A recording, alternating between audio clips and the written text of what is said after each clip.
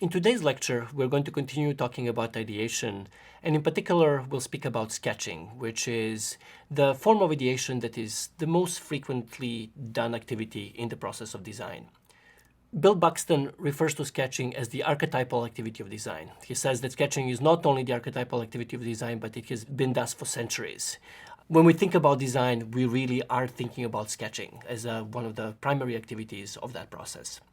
There are two primary reasons why we sketch in the design process. It's to generate ideas and to communicate those ideas to other members of the design team. In terms of generating ideas, sketching is really used as a primary activity of ideation in interaction design.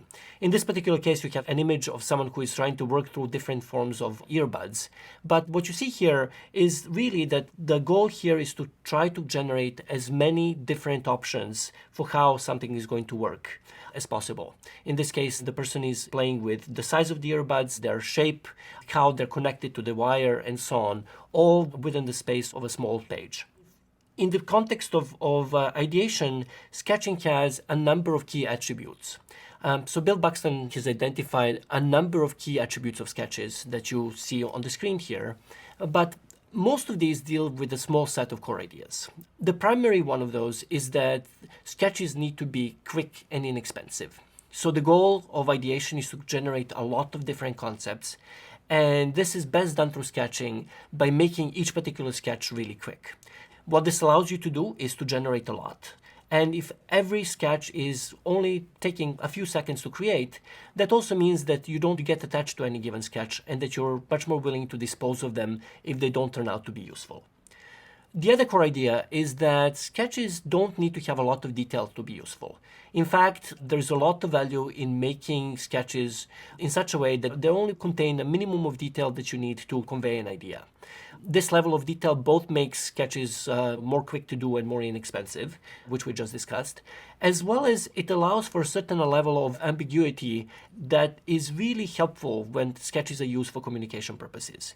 By displaying a sketch to partners in the design process, they're able to read those sketches in a fresher way than they might be able to do if the sketches were much more fully fleshed out. And that allows for a much more fruitful and productive discussion about how the design process needs to move forward.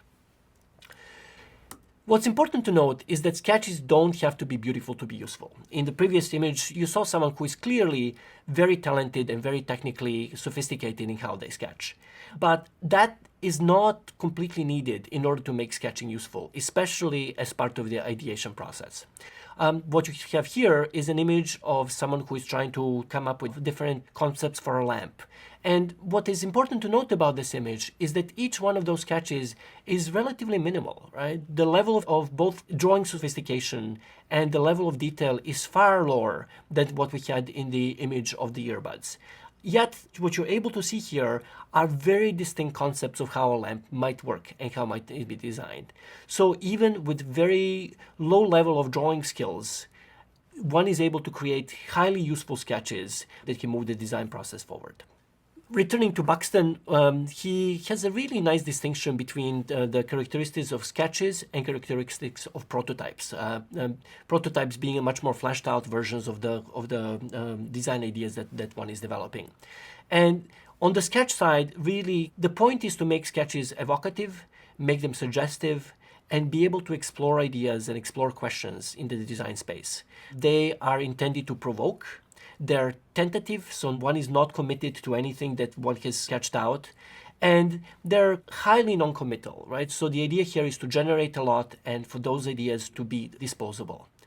On the side of the prototypes, we're dealing with much more refined design ideas. So while sketches are intended to create a lot of ideas, prototypes are really beginning to be more refined versions of the design solutions that the designer has focused on.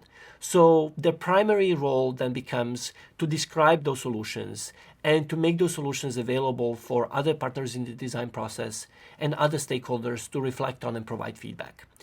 So they're much more concrete, they're much more refined, and they are done further down the design process than sketches are.